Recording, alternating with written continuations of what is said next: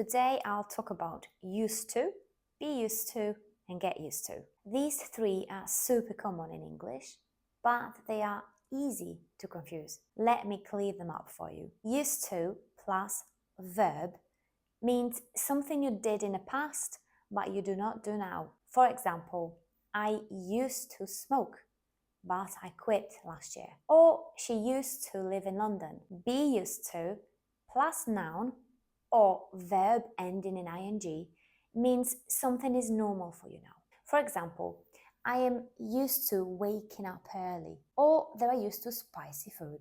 Get used to plus noun or verb ending in ing means the process of becoming comfortable with something. For example, I am getting used to driving on the left, or he will get used to the new job soon. Here is a common mistake to watch out for. Do not say I am used to do. It should be I am used to doing. Which one do you find hardest? Give me an example in the comments.